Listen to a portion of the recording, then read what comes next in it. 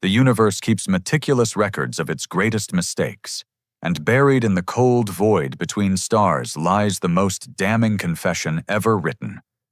A galactic superpower's final admission that they picked a fight with the wrong species. Not because humans were the strongest, fastest, or smartest, but because they had the audacity to believe that protecting strangers was worth dying for. The Hegemony Archive stands as a monument to what happens when apex predators meet a species that considers "not my problem" a form of moral bankruptcy. Before we continue this story, if you're new here, make sure to subscribe to HFY Havoc, hit the bell, and like this video. Because if you want more epic HFY sci-fi stories like this one, you don't want to miss out. Today, we're diving into the testament of a civilization that learned too late. In a galaxy full of wolves, the humans chose to be shepherds. And shepherds, it turns out, have very sharp teeth when you threaten their flocks. The universe, as it happens, has a peculiar sense of timing when it comes to revealing its most uncomfortable truths. Take, for instance, the moment when senior xenoarchaeologist Vexithara first laid her compound eyes on what would later become known as the Hegemony Archive, a discovery that would fundamentally reshape how 17 different species viewed one particular bipedal mammal from a backwater spiral arm. "Well, that's not supposed to be here," Vexithara muttered, her mandibles clicking in the Kashari equivalent of scratching one's head. The object in question was a space station roughly the size of a small moon, drifting in the void between. That charming stretch of absolutely nothing that separated the Andorian trade route from civilized space. Her survey partner, a Gorvani named Thunk, his parents had possessed either a remarkable sense of humor or a complete absence of imagination, peered at his scanner readings with the sort of expression that suggested the universe had just handed him a mathematical equation written in interpretive dance. According to these readings, this structure predates the Kishari expansion by at least 3,000 standard cycles, Thunk announced, his four arms gesturing at various holographic displays. But the metallurgy suggests technology we've never encountered. "Fascinating," drawled their mission coordinator from the bridge of their research vessel. Commander Zithrak belonged to a species that had evolved from pack hunters, which meant she possessed the evolutionary advantage of being naturally suspicious of everything. A mysterious ancient station in the middle of nowhere. I'm sure this will end well for all involved. The docking procedure took the better part of 2 hours, mostly because the station's docking protocols were apparently designed by someone who believed that airlocks should be considered more of a suggestion than a requirement. When they finally breached the hull, emergency lighting flickered to life, with the enthusiasm of a dying star. "Power source is still active," Vexithara observed, consulting her readings. "After millennia. Either they built things to last, or we're about to become very intimate with whatever's keeping the lights on." The station's interior defied easy classification. Corridors branched and curved with an organic logic that suggested its builders had never heard of right angles. The walls were covered in a material that seemed to absorb light rather than reflect it, giving the entire structure the unsettling quality of a three-dimensional shadow. "Environmental readings are stable," Thunk reported. "Atmosphere is compatible with all our species, which is—" He paused, consulting his scanner again. "Statistically impossible, actually." "Of course it is," Zithrak's voice crackled through their comm units. "Because why would an ancient, abandoned space station follow the basic laws of xenobiology? That would be far too convenient." They found the central chamber after 20 minutes of wandering through corridors that seemed designed by someone with a pathological fear of straight lines. The room was vast, its ceiling disappearing into darkness, dominated by a single monolithic structure that pulsed with a soft, blue light. "It's a data core," Vexithara breathed, her excitement overriding her professional skepticism. "Possibly the largest I've ever seen." Large enough to store the collected knowledge of an entire civilization, Thunk added, already deploying his interface equipment. The question is, whose civilization? The answer came in the form of holographic text that materialized in the air above the core, written in 17 different languages, including several that had been considered extinct for millennia. Galactic Species Assessment Archive, Vexthera read aloud. Compiled by the hegemony of assembled worlds for the purpose of cataloging sentient life and determining appropriate response protocols. She looked up from the display. Well, that sounds ominous. Response protocols? Thunk's voice carried the sort of unease typically reserved for discovering that one's insurance policy contains a clause about acts of cosmic horror. Response to what, exactly?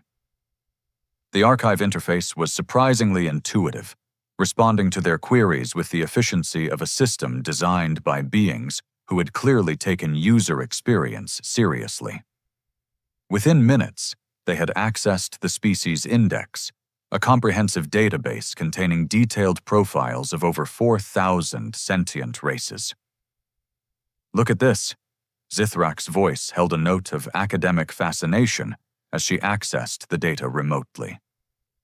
They've cataloged everything: biology, psychology, technological capability, threat assessment, recommended interaction protocols. Vexthera scrolled through the entries, each one a masterpiece of xenological analysis.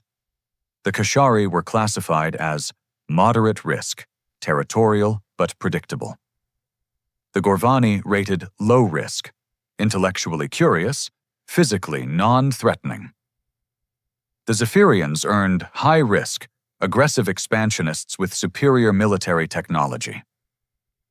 Standard classifications, she murmured, based on typical parameters: military strength, territorial ambitions, technological advancement.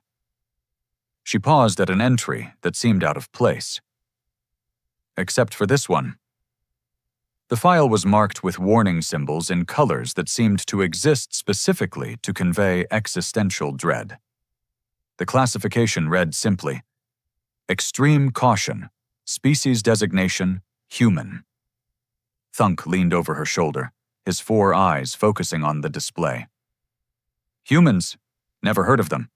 Must be from one of the Outer Rim sectors. According to this, they're from a system called Sol, Vexthera read. 3rd planet, mostly water, single moon. Technological classification is… She frowned. This can't be right. It says pre-warp civilization, chemical rocket propulsion, primitive nuclear capability. That's it? Zithrak's voice carried obvious confusion.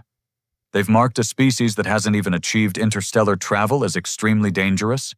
What's their military strength rating? Vexthera scrolled further into the file. Individual combat capability, above average but not exceptional. Population, moderate. Industrial capacity, developing. Weapons technology, crude but effective. She looked up at Thunk. None of this explains why they're flagged for extreme caution. Maybe it's a mistake in the database, Thunk suggested, though his tone suggested he didn't believe it himself. The hegemony doesn't strike me as the type to make filing errors, Zithrak replied. Keep reading. There has to be something else. Vexthera accessed the detailed behavioral analysis, expecting to find the usual categories: territorial aggression, resource competition, religious extremism. Instead, she found something that made her mandibles stop clicking entirely. Behavioral anomaly of primary concern, she read slowly. Species demonstrates unprecedented willingness to engage in self-destructive behavior when motivated by protection of non-related individuals. This includes members of other species. The chamber fell silent, except for the low hum of the station's power systems. That's… Thunk began, then stopped.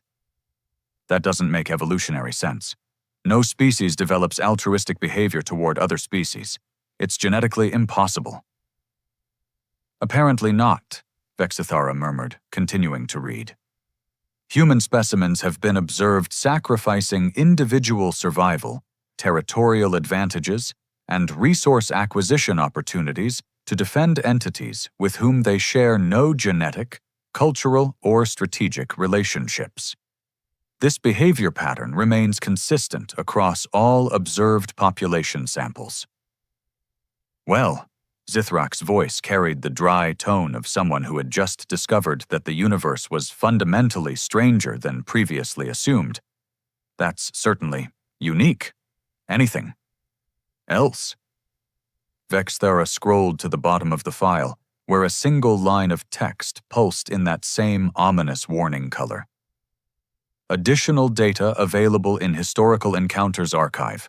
Access requires Level 7 clearance and psychological preparation protocols. She looked at Thunk, who was staring at the display with the expression of someone who had just realized that their nice, predictable universe had been replaced with something far more interesting and considerably more dangerous. Well, he said finally, we've come this far. Famous last words, Zithrak observed. But I'm curious now, too. Access the historical archive. Vexithara input the clearance codes they had extracted from the main database. The system responded immediately, projecting a new interface into the air above them. This one was different, starker, more urgent in its design. The header text appeared in scripts that seemed designed specifically to convey the weight of terrible knowledge. Historical Encounters, Human Species Intervention Incidents, Vexthara read. Warning: contents may fundamentally alter understanding of galactic behavioral norms. Psychological counseling recommended following review. Psychological counseling? Thunk's voice cracked slightly. For reading historical records? The hegemony was apparently very thorough in their documentation, Zithrak replied, and very concerned about the mental health of anyone who might read it. That's reassuring. The archive contained hundreds of files, each one marked with dates, locations, and classification codes that suggested a level of bureaucratic paranoia that would have impressed a tax auditor. Vexithara selected the first chronological entry, dated approximately 2,000 standard cycles ago. The holographic display flickered, and suddenly they were no longer alone in the chamber. Oh, Vexithara said quietly, staring at the three-dimensional recording that had materialized around them. This is going to be educational. The first recorded encounter played out before them like a fever dream, directed by someone with a profound misunderstanding of basic survival instincts. The scene materialized in full holographic detail. A mining colony on the rim world of Kepler, 442b, under siege by Vorthon raiders, a species whose idea of diplomacy involved asking nicely before they vaporized your settlements. Kepler colony. Zithrak's voice came through their comms, consulting the mission database. I remember this incident from the history courses. The Vorthons wiped out the entire settlement. Standard raid pattern, valuable minerals, defenseless population, no military presence. Except the recording showed something that definitely hadn't made it into any history books. A single ship, laughably primitive by galactic standards, held together with what appeared to be optimism and structural welding, dropped out of hyperspace between the raiders and the colony. The vessel was so small it looked like a metallic insect compared to the Vorthon battlecruisers. What species built that colony? Thunk asked, manipulating the display to zoom in on the settlement. Frexani, Vexthara replied, cross-referencing the archive data. Peaceful miners, no military tradition. They sent a distress call into open space when the Vorthons arrived. And this human ship just happened to be nearby? Zithrak's skepticism was audible across 3 star systems. The recording continued. The human vessel opened communications with the Vorthon fleet and the audio translation made all three researchers stop what they were doing. "Vorthon vessels, this is Captain Rodriguez of the independent freighter Defiant Probability. You will cease your attack on the mining colony and withdraw immediately." Thunk blinked all four eyes in rapid succession. Did that human just issue demands to a fleet of Vorthon raiders, in a ship that's roughly the size of their shuttle bay? The Vorthon response was predictably dismissive, consisting primarily of laughter and several suggestions regarding what Captain Rodriguez could do with his ultimatum, none of which were anatomically feasible for a bipedal species.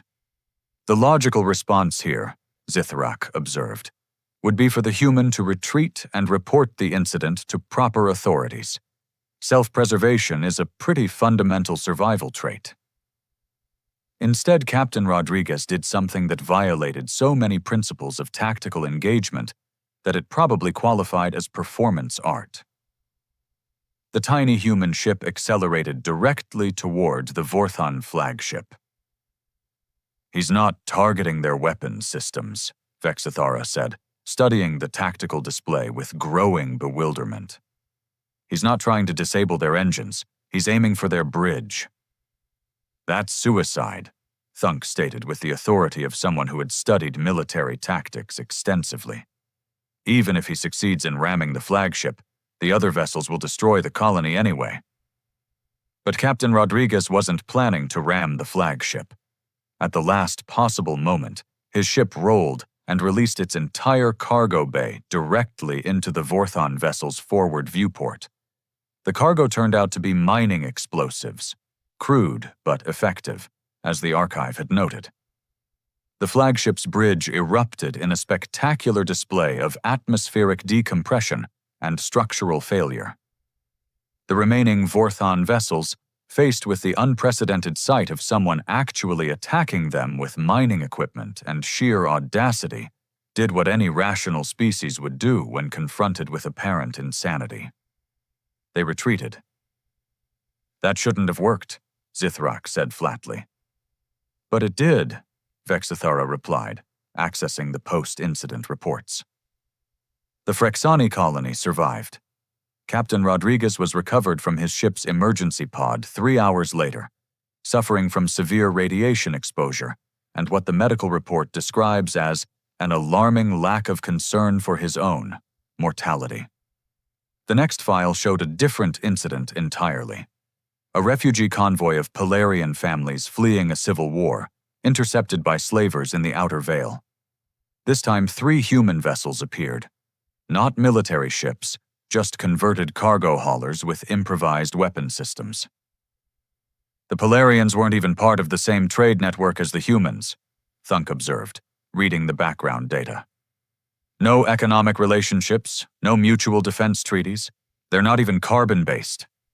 The human ships engaged the slaver fleet with tactics that could best be described as creative interpretation of physics. One vessel used its industrial tractor beam to hurl asteroids at enemy ships. Another deployed what appeared to be a makeshift electromagnetic pulse weapon constructed from mining equipment. The third ship simply rammed the slaver command vessel, its captain transmitting a message that the archive had carefully translated from what it described as colorful human vernacular. "Tell your friends, we don't negotiate with people who hunt families." 3 ships, Zithrak said slowly. Against a slaver fleet of 12 vessels, the humans were outnumbered 4-1. "And they won," Vexithara added, watching the tactical replay. "Not only did they win, but they refused the Polarian offer of compensation. The official report states that the human captain said, and I quote, 'Keep your money. Just get your kids somewhere safe.'" File after file painted the same impossible picture. Humans appeared wherever the helpless were being victimized, regardless of species, location, or strategic value.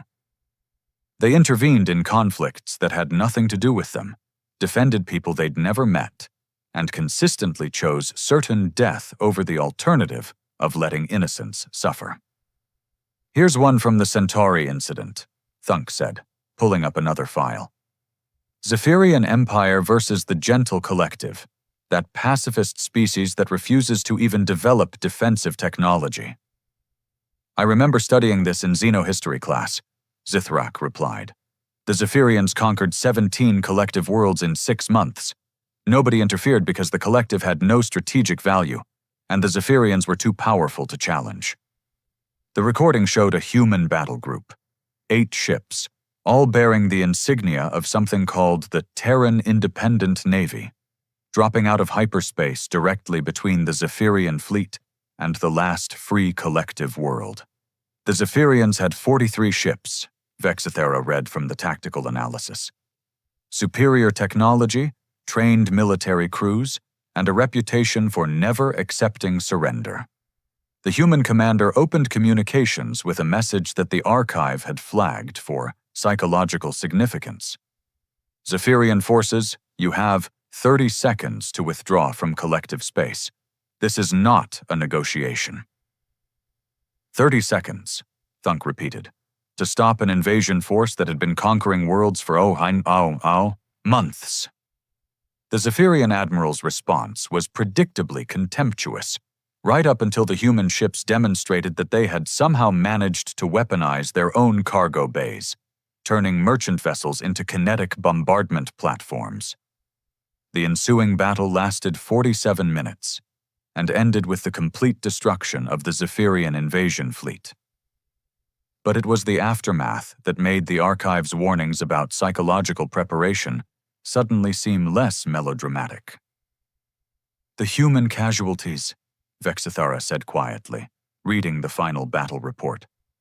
7 ships destroyed, approximately 2,000 crew members killed defending a species they'd never encountered before. And the survivors? Zithrak asked. Refused all offers of recognition from the collective. The fleet commander's final transmission stated, "We didn't do this for glory. We did this because it needed doing." The files went on. Dozens of incidents spanning centuries, each one documenting the same bewildering pattern. Humans appearing wherever the strong preyed upon the weak, regardless of the cost to themselves.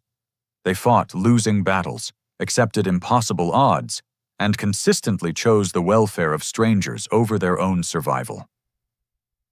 This doesn't make sense evolutionarily, Thunk said finally. A species can't survive if it consistently sacrifices its members for non-relatives. Natural selection should have eliminated this behavior pattern millennia ago. Maybe it's cultural, Vexithara suggested. Some kind of religious imperative or social conditioning. Look at this analysis, Zithrak interrupted, pulling up a hegemony research file. They studied captured human prisoners for decades, trying to understand the underlying motivation. Psychological testing, genetic analysis, neurological mapping, everything. The research conclusions were as baffling as the behavior they attempted to explain. Humans didn't display any of the typical psychological markers for suicidal ideation. They weren't driven by religious fanaticism or cultural programming. They simply possessed what the hegemony researchers described as an inexplicable compulsion to intervene when witnessing suffering, regardless of species identity or personal risk. It gets stranger, Zithrak continued. According to these studies, humans don't even distinguish between their own species and others when making these decisions. They'll risk their lives for a Kashari child as readily as for a human adult. That's impossible, Thunk stated. Cross-species altruism doesn't exist. It can't exist. The genetic programming required would contradict every principle of evolutionary biology. And yet, Vexithara gestured at the archive surrounding them. Here we are, looking at centuries of evidence that it does exist. The question is, what does the hegemony recommend doing about it?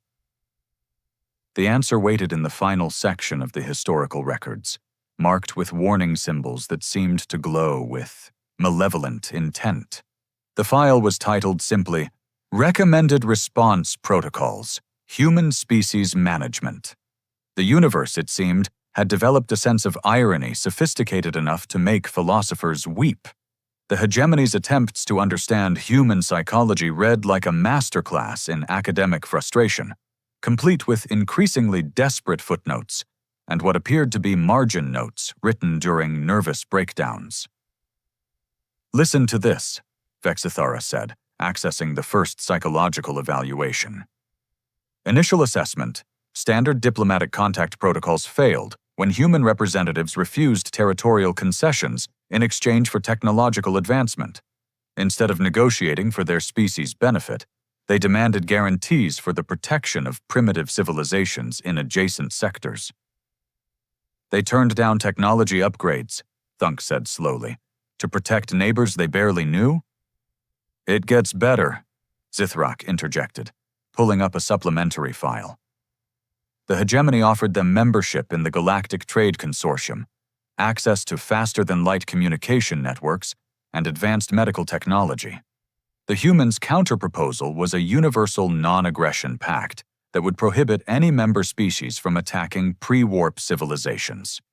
The recording of that particular diplomatic session made for uncomfortable viewing. The human ambassador, a woman whose nameplate read Doctor Chen, Terran Independent Diplomatic Corps, sat across from a table of beings who represented the most powerful civilizations in known space, and politely explained why their offer was inadequate. "We appreciate the technological opportunities," Dr. Chen said, with the sort of calm that preceded volcanic eruptions. "But we're not interested in advancing ourselves while others remain vulnerable to exploitation." The hegemony's lead negotiator, a Vorthak whose cranial ridges were practically vibrating with exasperation, leaned forward. "Ambassador Chen, your species would benefit enormously from our alliance. Your people could advance by millennia within a single generation." "At what cost?" Dr. Chen asked. "No cost to humanity." "That's not what I meant." The silence that followed lasted long enough for several nearby star systems to complete their rotations. "You're asking us," Dr. Chen continued, "to join a consortium that profits from the exploitation of less advanced species. You want us to ignore slavery, territorial conquest, and resource theft because we'd be on the benefiting side." "This is how galactic civilization functions," the Vorthak replied, his translator struggling with what appeared to be mounting incredulity. "The strong prosper, the weak adapt or perish. This is natural law." Dr. Chen's response had been preserved in the archive with a special notation. "Psychologically significant, demonstrates core human behavioral aberration." "Natural law says the strong should protect the weak," she said. "Everything else is just bullying with paperwork."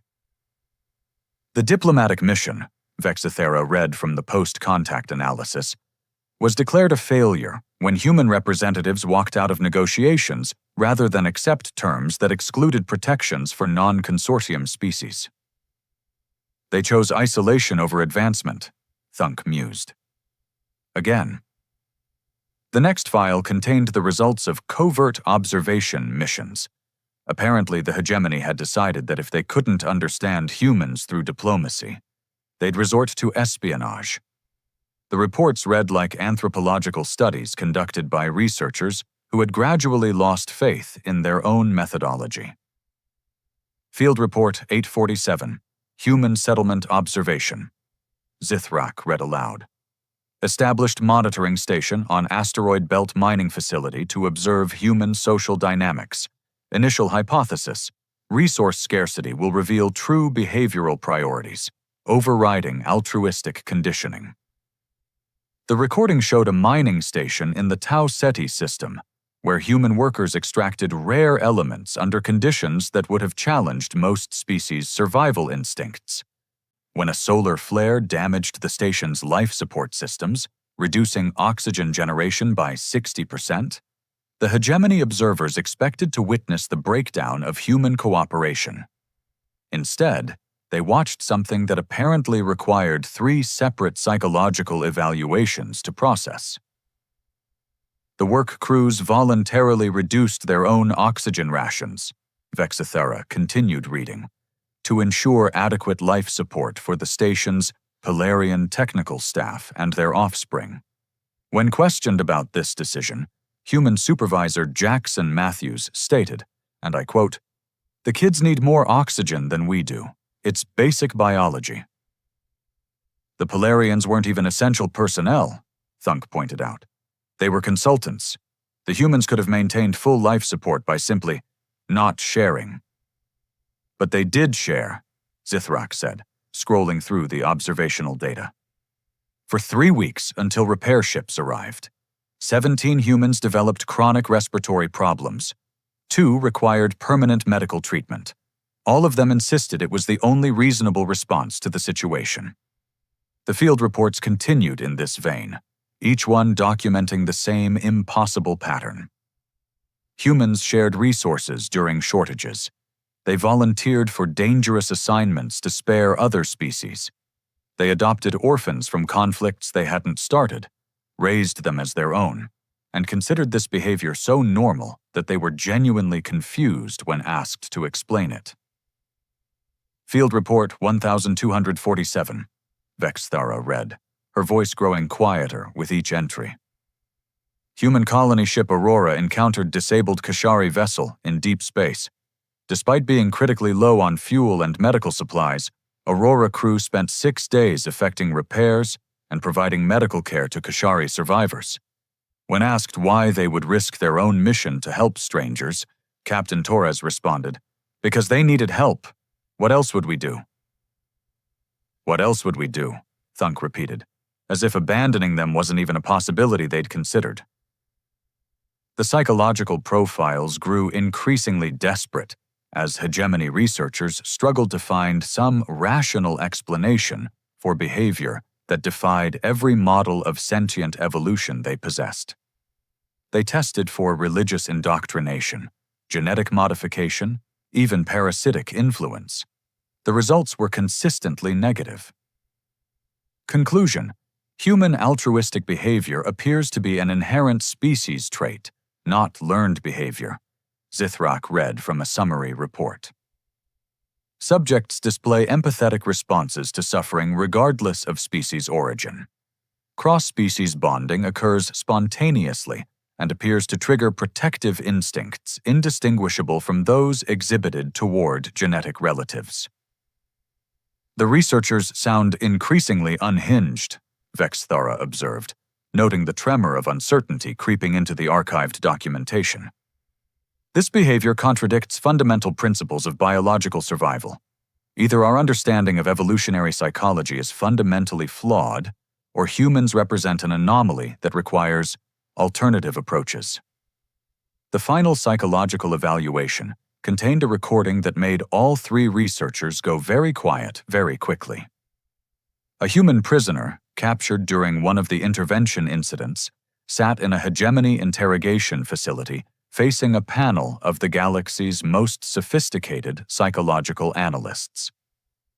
"We need to understand," the lead interrogator said, a being whose species had mastered psychological manipulation before most worlds had developed multicellular life. "Why you persist in this self-destructive behavior? What do you gain from protecting inferior species?" The human prisoner, his identification listed him simply as Williams T. Engineering Specialist, looked up with an expression of genuine confusion. "Gain?" Williams asked. "We don't gain anything. That's not the point." "Then what is the point?" Williams was quiet for a long moment, apparently struggling to explain something he considered self-evident. "Have you ever watched someone hurt a kid?" he asked finally. "Define kid," the interrogator replied. "Any kid. Any species, doesn't matter. Someone small and helpless, being hurt by someone bigger and stronger." "Yes, we have observed such interactions. They are common throughout the galaxy." "And you just watched?" The interrogator's confusion was evident even across species barriers. "What else would one do?" Williams stared at him for several seconds, and when he spoke again, his voice carried the sort of patient bewilderment usually reserved for explaining basic physics to particularly slow students. You stop it, Williams said. You stop the person hurting the kid. That's what you do. Even if stopping them puts you in danger? Especially then. Even if the child belongs to a different species? What does that have to do with anything? The recording ended there, with a note that the interrogation was terminated due to fundamental communication barriers preventing meaningful psychological analysis. They couldn't understand him, Thunk said quietly. An entire panel of psychological experts, and they couldn't comprehend the basic concept he was trying to explain. Because it doesn't exist anywhere else in the galaxy, Vexithara replied. Cross-species protective instincts, universal altruism, the willingness to sacrifice yourself for strangers simply because it's the right thing to do. The final evaluation report is troubling, Zithrak said, pulling up the hegemony's ultimate assessment. Humans represent an unprecedented psychological profile that threatens the stability of established galactic social structures. Their behavior pattern, if allowed to spread, could fundamentally alter the balance of power throughout civilized space.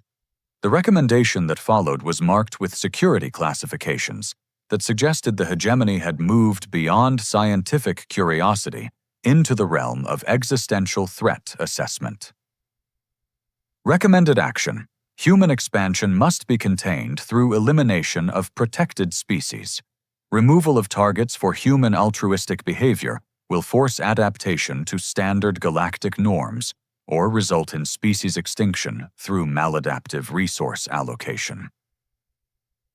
The chamber fell silent except for the hum of ancient power systems and the sound of 3 researchers contemplating the implications of what they had just read.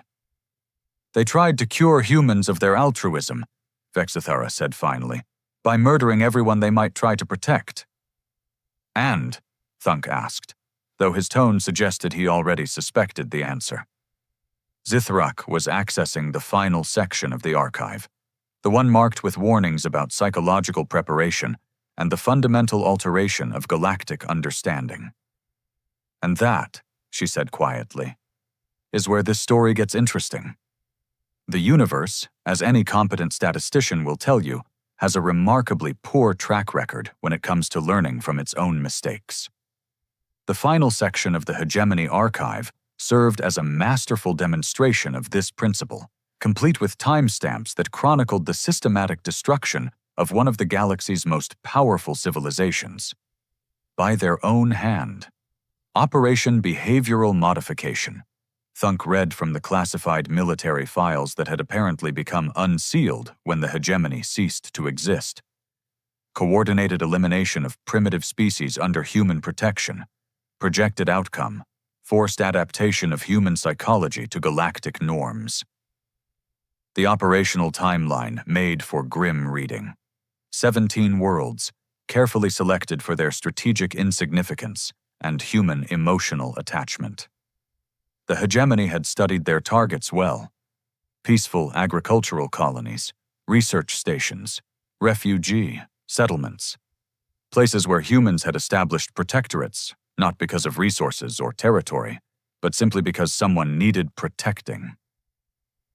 First target, New Harmony, Vexithara announced, pulling up the tactical assessment. Frexani agricultural world, population 800,000, no military installations, no strategic value, protected by a single human patrol ship. The attack had been swift, efficient, and absolutely devastating.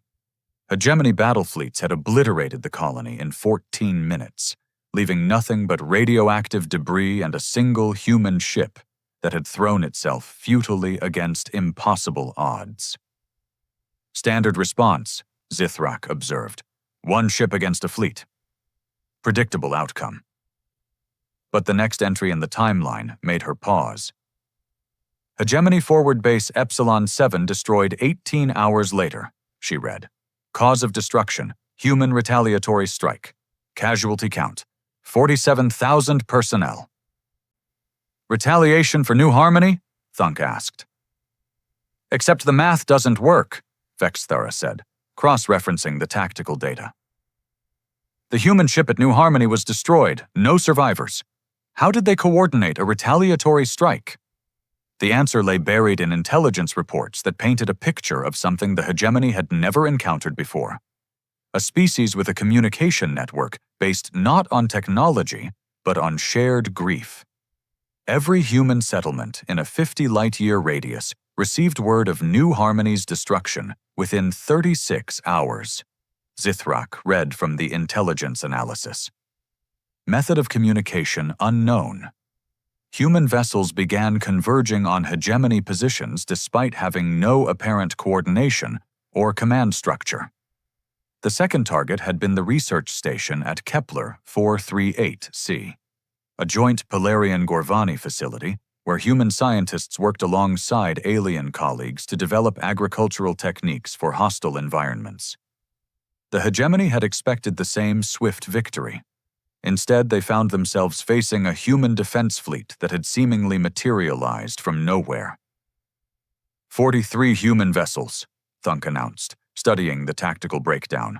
Cargo ships, passenger transports, mining haulers, not a single military vessel among them. Against a hegemony battle group of 17 dreadnoughts, Vexithara added, and the humans won. The battle recording showed tactics that would have been dismissed as impossible if they hadn't been documented in excruciating detail. Cargo ships used tractor beams to hurl asteroids at capital ships. Passenger transports rammed hegemony vessels, their crews broadcasting final messages of defiance. Mining haulers detonated their own fuel reserves in suicide attacks that crippled ships 10 times their size. Hegemony casualties, 16 dreadnoughts destroyed, 1 damaged beyond repair, Zithrak read. Human casualties, all vessels lost, no survivors. They saved the research station, Thunk noted, and word spread. Again, Vexithara said grimly.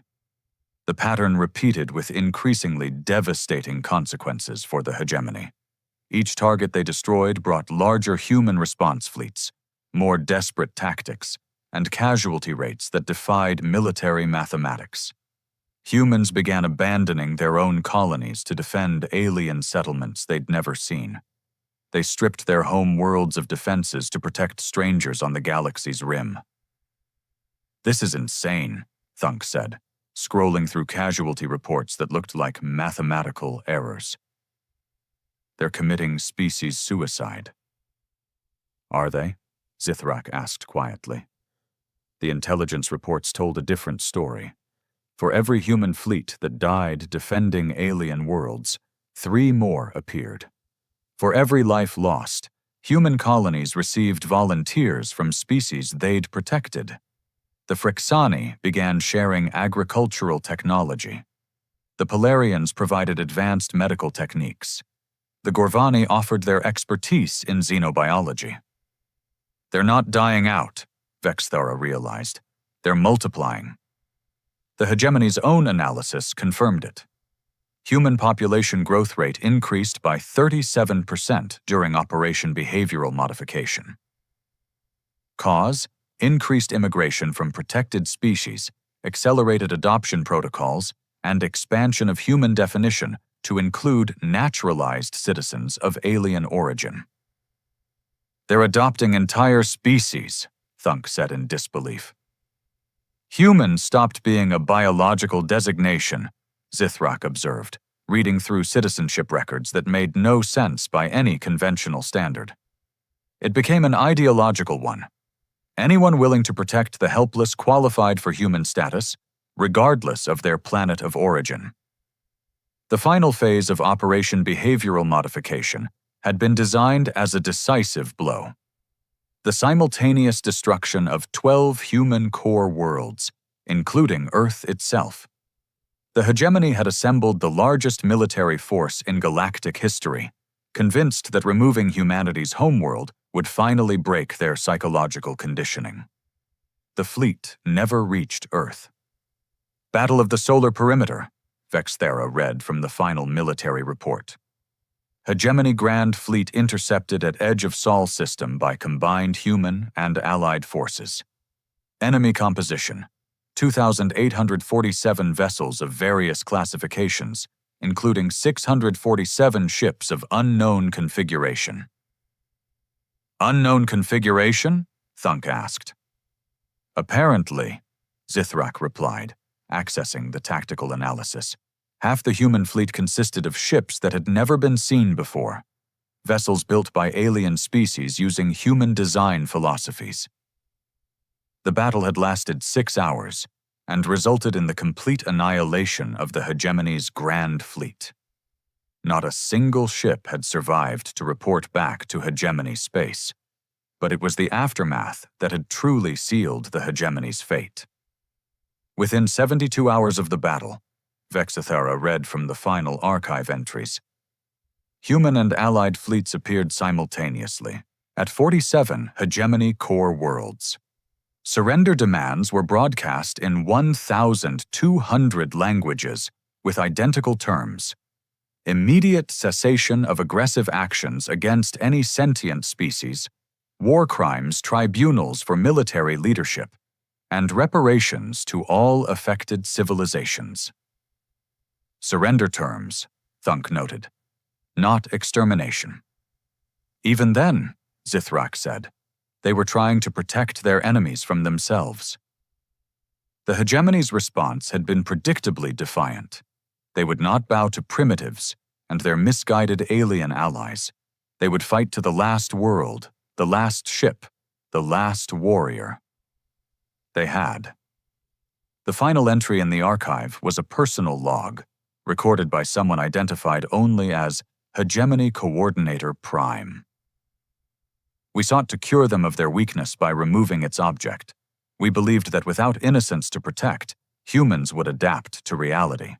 We were correct about their adaptation. We were wrong about the nature of reality. The weak do not exist to be protected by the strong. The strong exist to protect the weak. This is not weakness. This is strength we could never comprehend. We are extinct because we never understood. In a universe full of predators, the humans chose to be guardians. And guardians, it seems, do not forgive those who hunt children. The archive fell silent.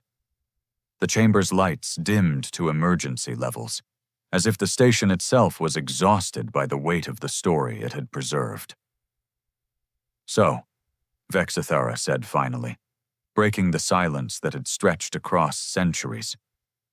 We're looking at the records of a civilization that destroyed itself, trying to cure humanity of being human. And failed, Thunk added. Did they? Zithrak asked. It was a good question. Outside the station, in the cold vacuum between stars, their own research vessel waited with its crew of mixed species, Kashari archaeologists working alongside Gorvani analysts, Zephyrian security officers protecting Polarian technicians, all of them united by curiosity, cooperation, and a shared respect for knowledge. All of them, Vexithara realized, behaving exactly like the humans described in these ancient warnings. The humans won, she said quietly. Not just the war. They won the argument. The universe had changed. The strong now protected the weak, not because it was profitable or strategic, but because it was right. Species that had spent millennia conquering each other now worked together, exploring the galaxy as partners rather than predators. And somewhere out there, on a small blue world orbiting a yellow star, the descendants of those impossible guardians continued their daily lives, completely unaware that they had once been considered the most dangerous species in galactic history. Fascinating, Thunk said, beginning to pack up his equipment. So what do we do with this information? Vexithara looked around the chamber one last time, at the archive that had preserved the testament of a dead civilization's encounter with something they couldn't understand or control. We file our report, she said. We note the archaeological significance. We catalog the historical data. And? Zithrak prompted. And we go home to our families, Vexithara replied, secure in the knowledge that we live in a galaxy where someone, somewhere, is making sure the strong never again mistake cruelty for strength. The station's lights flickered once more, as they prepared to leave, as if the ancient database was offering its own farewell. The Hegemony Archive would remain here in the darkness between stars, a monument to the civilization that had learned, too late, that some lessons are only taught once. Outside, the universe continued its ancient dance, filled with worlds where the weak slept safely because the strong had finally learned their purpose. And in a solar system on the edge of a spiral arm, humanity continued the patient work of teaching the galaxy what it meant to be civilized.